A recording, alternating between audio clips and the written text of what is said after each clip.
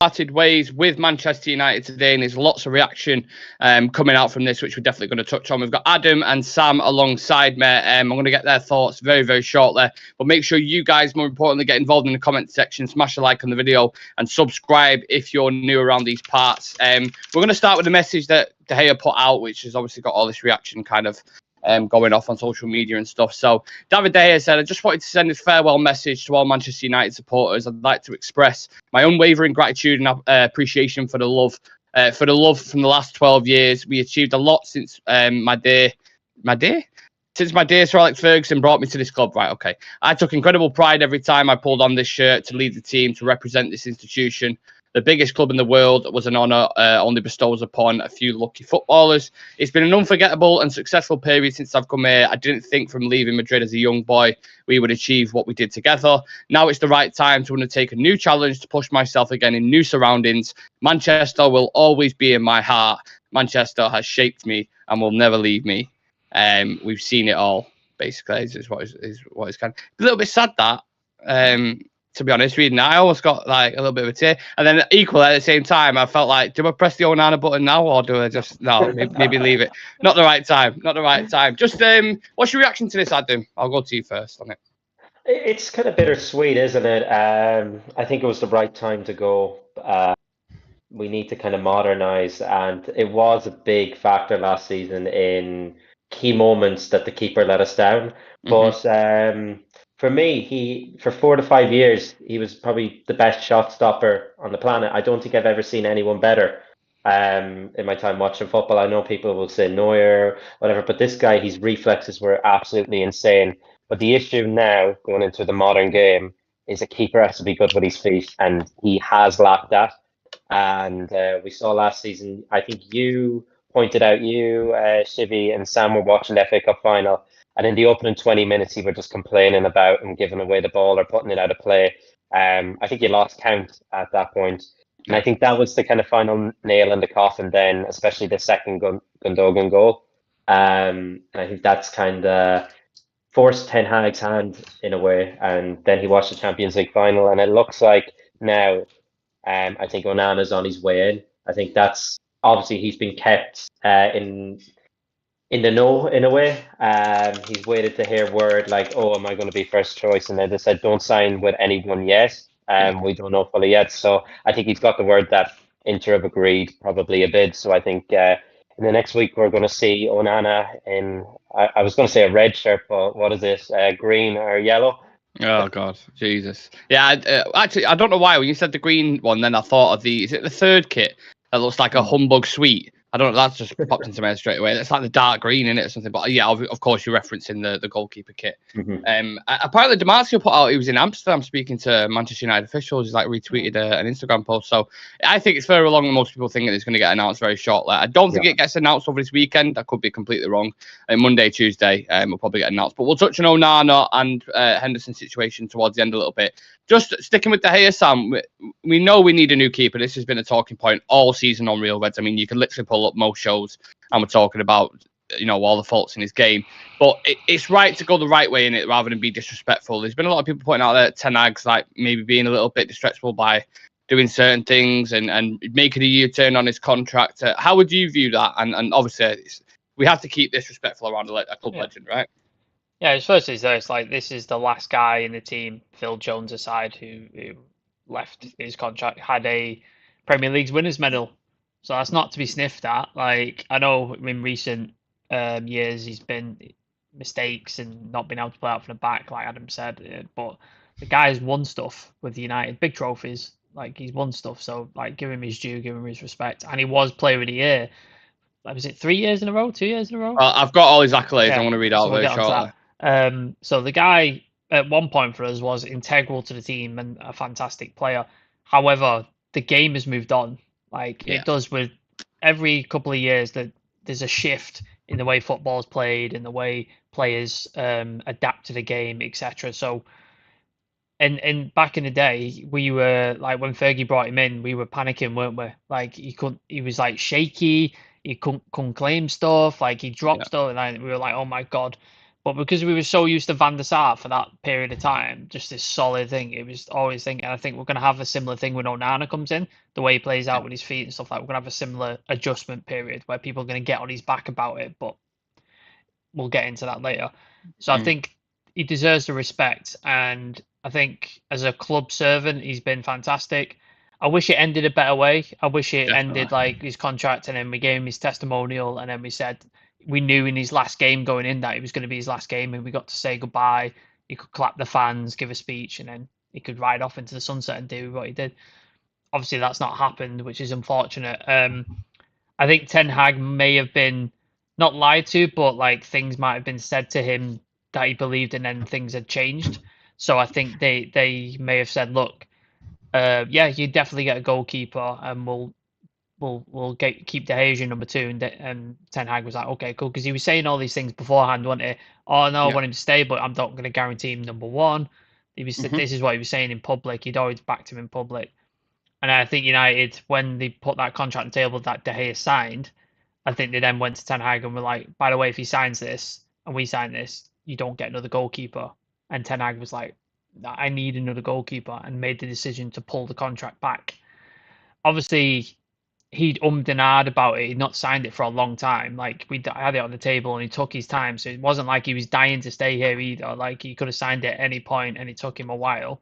So things change in that time when you're waiting for players to sign contracts and stuff. The similar thing that's going on with Mbappe at the minute. Like, there's a lot of controversy because he's not signing a new deal, that kind of stuff. So I understand people say he's disrespected it, but I think the way it's happened could have been better. But now he gets to leave, and I hope he does come back to Old Trafford one day, and we get to give him the testimonial, we get to give him the sign-off that he does deserve, because he deserves that respect. But just the game has moved on, and we need to adapt. You have to be ruthless in football. Can't hold on to sentimentality, unfortunately. I know people like De Gea, Shreyas, etc., but you have to move on, and you've got, if you want to win stuff, that's what you got to do. Yeah, City did it with Joe Hart. They got rid of him, and he was a great club servant, still a top keeper at the time as well, and they got rid of him. And just one last comment that you mentioned, a former keeper there. Thoughts with Edwin van der Sar now. Hopefully, absolutely. Has a speedy recovery. Yeah, in regards to the De Gea, you can't ask to be cutthroat, and then when we do kind of do it like that, and obviously the way the U-turn on the contract things like that wasn't great. But the fact that Ten Hag has pushed for this—that's what you want from a manager. If this is what he believes in, and he can achieve with Onana with his philosophy and things, then back your manager. And finally, the club have done it. A lot of the times they would have made this decision and they would have kept him on just for just to the sake of not buying a new player. Like we've seen it loads of times, we just give him a new contract instead of going spending millions on another player. I suppose his actual wages going off the bill would be a big thing as well for FFP. I mean, the guy's nearly on 400 grand a week. So that frees up a massive gap in a wage bill, which I think Marcus Rashford will probably take, in fairness. But we mentioned his accolades before, and I'll just read them out. This speaks to everything. He's definitely a successful player at Manchester United. And like you said as well, Sam, one of the only players, the only player now, because Phil Jones has got as well, that had won a Premier League title at United. So 545 appearances, 190 clean sheets, a Premier League title, an FA Cup, a Europa League, 2 Carabao Cups, 3 Community Shields, 2 Golden Gloves, a Sir Matt Busby Player of the Year 4 times, and Players Player of the Year 4 times as well. So he's not gone bad overnight, has he, Adam? No, he hasn't. He's been, you could say, other than the start and at the end, consistent for so long. For a period 4 or 5 years, he was the best keeper in the world. Why would Real Madrid want him at that time? And it only took a dodgy tax machine to hold him at us. Apparently, that was the whole rumor at the time. It was a password protected PDF file, wasn't it? That was the issue. Yeah, they didn't want to get rid of him at that time. They didn't, because this is almost the best. And I think the game for me that kind of sealed him being the best in the world at the time was that Everton game. I don't know if you can remember, double save he made when it was going into the top corner. I think that was 2016. Could have been around then. That was the game that sealed it for me that he was the best in the world at that time. But he's won Player of the Year, Matt Busby Player of the Year, 4 times, as you pointed out. I don't think anyone else has won it as more. I think Rooney might have won it 3 times. So I think he's in second. But it's a shame it's come to this. As you said, he should have had that send off. He should have been able to say goodbye to the fans and that.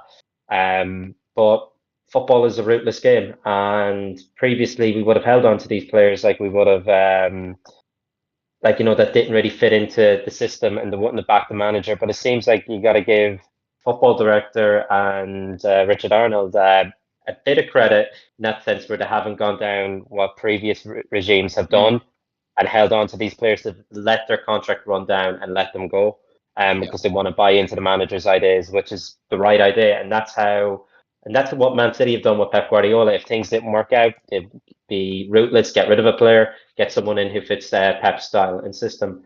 And it's about time we've done the same, but you have to give him the credit where it's due. He's been a good servant to the club 12 years. I'm not too sure you're going to see really players do that these days anymore. Yeah, I don't know. When will be the next time we can say a player has stayed with us for 12 years? I don't know. Yeah, rightfully so. We're going to get into all your comments in a second, your messages for David here and all that. I remember when he first walked through the doors at United, Sam, flaky, skinny, wasn't claiming cross. It was a bit of it's weird because it's like he started off bad and then he had like prime years, didn't it? Yeah. And then now it feels like towards the end it's going a little bit with the errors and things. Like errors have always been a part of his game, haven't they, unfortunately? Yeah, unfortunately. But top keepers do have like errors in the thing. Like Edison, he has quite a few errors in his game.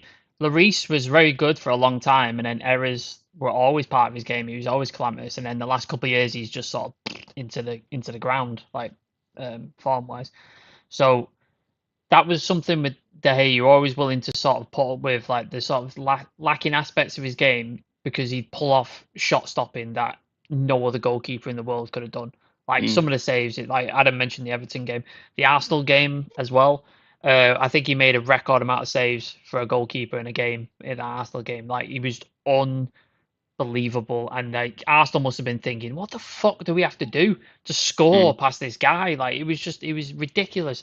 So he's had great moments for United, and I like there's been moments where I've gone absolutely give him a new contract because he deserves it, but I think concentration has gone out of his game the last couple of years. Like there seems to be errors where you can't explain it. There's no other explanation other than he took his eye off the ball or he just wasn't 100% dialed in, because there's no other explanation. Like the West Ham one last season. Like how does a top goalkeeper on 375k a week not stop that? It's a P-rolled shot from like, what was it, 20 yards out or something like that? Yeah. You have to stop that. There was what was the game where he got his legs and he was doing the twist at the Everton. post? Yeah. Not what I don't get. Well, that's lack of concentration. The Sevilla game, the ball come over the top, and I don't in his head. I don't even know if he knew what he was planning to do. I think he just rushed out and then was like, right, what do I do? And just concentration. I think was it Peter Schmeichel who said it on a post-game thing. Yeah. Obviously, the controversy with Peter Schmeichel as well, going to City, celebration, blah, blah, blah. But as a goalkeeper, one of the best of all time. So he would know. And if he's saying his concentration is not like that, you can't do that at the top level. Like if you want to win stuff and you want to be the top team, your goalkeeper has to be 100% dialed in. Otherwise, you're going to concede.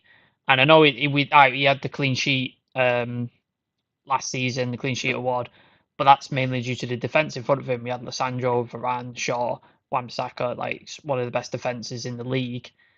And had he not made the errors, where we might have been higher up, we might have won that FA Cup final because City weren't on it that day. They weren't great. We might have been in a Europa League final, semi-final, something like that. The quality of that final was not great. I think we could have beat both Sevilla and Roma, definitely beatable. And then how high could we have pushed Arsenal a little bit? Because Arsenal fell off the cliff at the end, didn't they, towards the end of the league? So we could have. So there's all these like factors. If you have a top goalkeeper, maybe we go further, maybe we win another trophy. And that's the difference at the top end. You have to be 100%. Didn't Sir Alex say it? A top goalkeeper gets you an extra about 10 to 12 points a season. And it's the 10 to 12 points that make the difference. His went the opposite though way, didn't it? In a lot of games in that regard. For me, the Sevilla one was definitely the one that the camel that broke the camel that brought the straw's back. There we go, the other way around. Yeah. The straw that brought the camel's back. But obviously the FA Cup final was a massive one, wasn't it? I think that was one that Ten Hag looked at and he was like, and that's why the U-turn was made. Yeah. And Ten Hag's actually come out with a couple of quotes, obviously in much nicer fashion. It's not about the final, about him parting ways. But shit. I fucking can't believe this. Yeah, can't fucking believe it. Thank God he's gone. No, he said, I'm personally grateful for the 25 clean sheets De Gea helped provide last season and his overall contribution on the pitch during my first year at the club. All the players and staff send him our very best wishes for the next phase of his outstanding career. To have won Player of the Year award from both the fans and his teammates, each on 4 occasions, shows the level of his performance. And once he'll be able to, and he will always be remembered, as one of the very best goalkeepers in the history of the club. John Murtaugh spoke about it as well. So just as important are his qualities as a person, and he'll be missed by all of us who have had the privilege of working with him over the past 12 years. It takes great quality and character to reach the level of even playing one game for Manchester United. To do it 545 times over 12 years is a special achievement, particularly in the goalkeeping position where every game puts you in the spotlight. Where does he go now, Adam, do you think? That's the question. It's a tough one because I know he's had offers from Saudi Arabia. That probably wouldn't surprise me. It seems to be a lot of players going out there to get one big final payday. But he's still relatively young for a keeper. What is he, 33, 32? 32, I think. 32. Yeah. And keepers can play till, if they want, 40 years of age. We got Van der Sar at what, like 35? Yeah, I think it's 35. Yeah, so around that age, and he was one of the best keepers in Premier League history, turned out then. So if some team, if they don't want to play from the back, maybe some team like in Spain, Atletico Madrid would be good for it, yeah. Atletico Madrid would be good for it. They have a decent keeper already, don't they? So, well, All Blacks fell off slightly. He's not the level he was at, so I don't know what the situation is. Inter Milan? Well, yeah. Swap deal. Not how they want to play. Definitely not. It would not fit in there. So. Imagine the defenders at Inter Milan from going from Onana to De Gea. The contrast would be massive. They're just turn around and the goalkeeper's on his line. What the fuck are you doing? Get out here. Oh, yeah. You know who wouldn't surprise me? Roma with Mourinho. Yeah, maybe. Yeah, maybe. Shall we read some comments? Yeah, sorry, I thought there was more to I thought Adam was going to think it then. But yeah, before you read some comments, let me... Yep. Oh no, wrong one. Wrong one. I pressed the wrong one.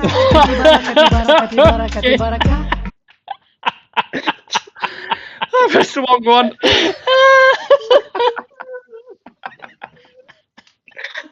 Clip that.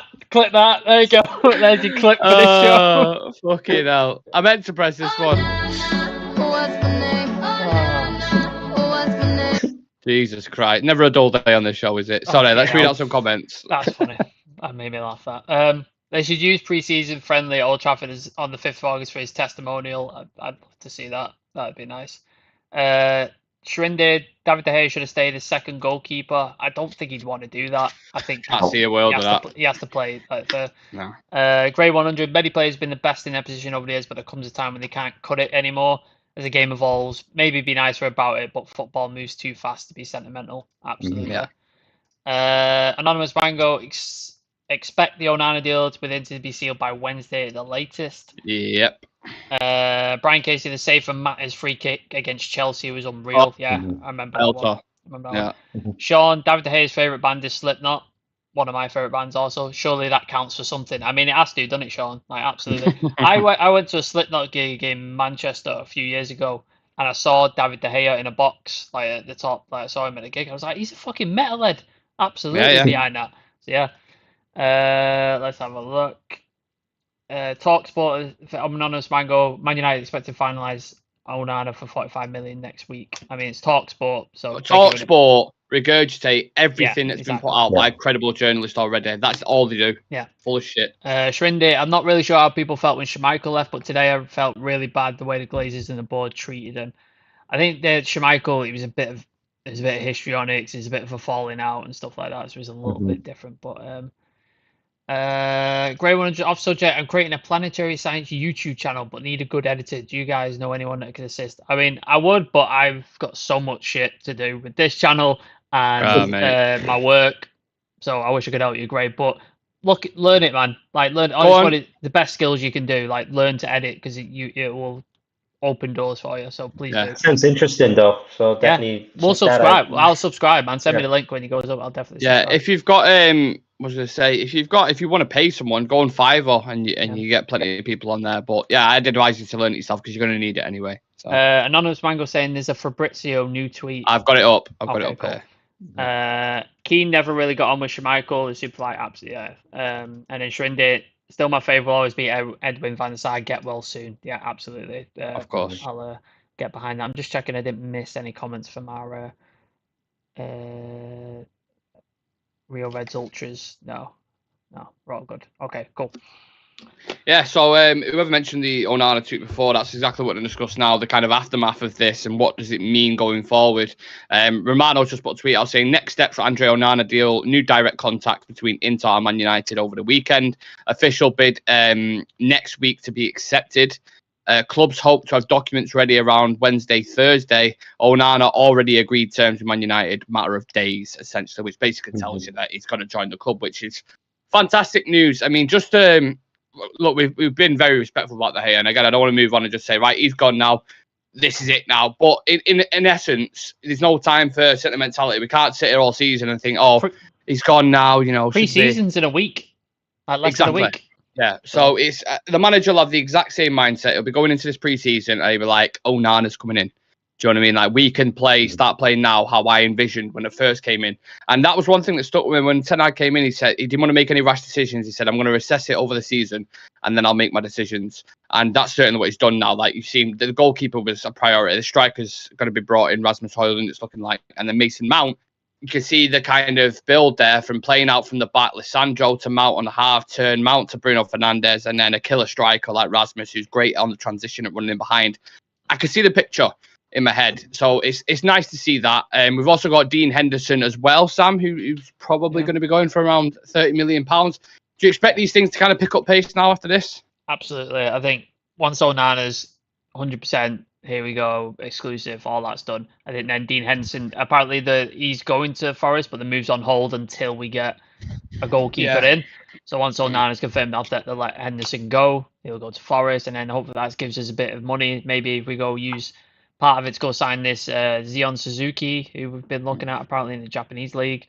Maybe a bit of extra money towards Hojlund to get that deal over the line. Like, so it opens up a couple of possibilities. Have you got the quotes from John Murta as well, David De Gea? Yeah, I read them out before. John Murta ones? Or the Eric Yeah. Okay. Yeah, the Murta ones as well. Unless I've missed any. His quality is important as his qualities as a person. He'll be missed by all. Okay, cool. Yeah, I read that out. Cool. Yeah, big personality in the dressing room as well, that you're going to miss. So many people looked up to him in his time. Like, as Sam said at the start, he's our last Premier League winner to leave there. So there's going to be big boots to fill, but it looks like Onana has the right attributes for that. And historically, we haven't done well with replacing goalkeepers in the past. So that's going to be it's going to be interesting to see how he actually does cope. Was going to be my... Sorry, there's a quote from Bruno. He just put a quote out. He said, "You deserve to say goodbye at the stadium with all the fans cheering you." That's absolutely. Bruno. 100% agree with that. The way the United look back on this and be like, yeah, we could have dealt with that better, 100%. But again, you don't not everybody pretends to know what goes on behind closed doors. You don't know. Like, Ten Hag could have just walked in and gone, right, I know it's all sorted, I know it's done, make a U-turn on it. It's as simple as that. It's my decision. I want to make a U-turn on it. So, you know, if you want to back the manager, you kind of back that sentiment in that regard. So I don't know. It is a little bit of a minefield. But again, Adam, it's not guaranteed that Onana comes in and is successful like that, is it? Like, some people have been questioning certain things, like shot stopping in certain moments. So what do you think the pressure will be like for him? Because, you know, you saw what happened with Dubravka, innit? Yeah, it's big boots to fill. It is, especially being, I think, one of the most difficult positions in world football is probably the Manchester United number one. You were scrutinised and criticised so much, and I suppose the world's eyes are on you when you're the United number one, because if you make a mistake, it's everywhere. Like, every fan base will clip it, even fans in the Championship mock it and everything. That just comes from, you know, being the biggest club in the world. It happens. So it's a lot of pressure. but he's worked under this manager before in the past, so Mhm. maybe there's a bit of, it won't be, it'll be a bit more of a smooth transition in rather than being thrown into the deep end then. Yeah. Historically, Like we haven't. Sandro in that Yeah, regard. Yeah. exactly. And that's who I'm looking forward to seeing. The two of them actually in the back, Oh, playing from the back. Like, yeah. it transforms the team, it does. Honestly, Absolutely. it's a massive, massive signing. It will be.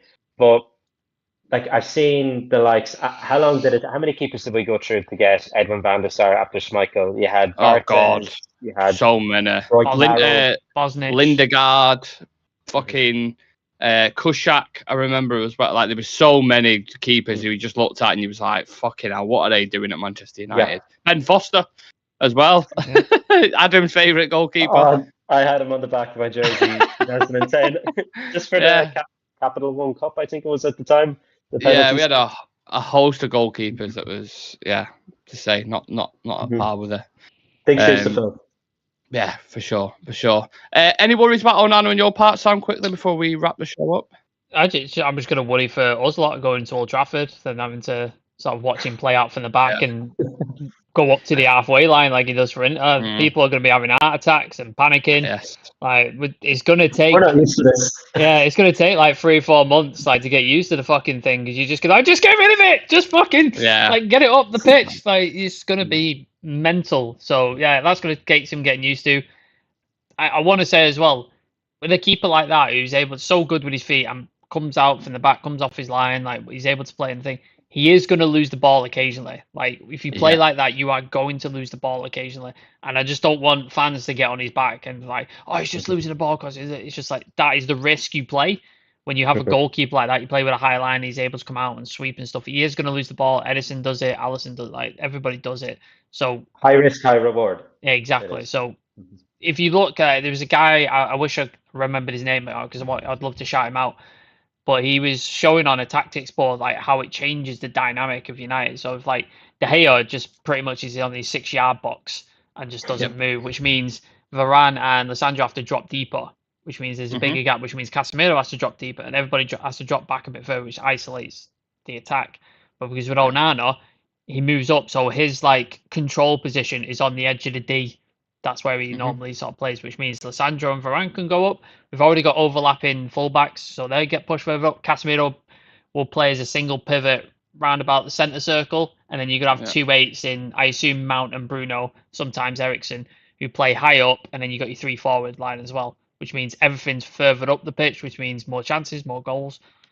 Hopefully that's the way it is. But again, give him time, patience, and just don't panic yet. Like, just let him like get used to it. Don't let him panic, and don't get on his back when he loses balls, because it will happen.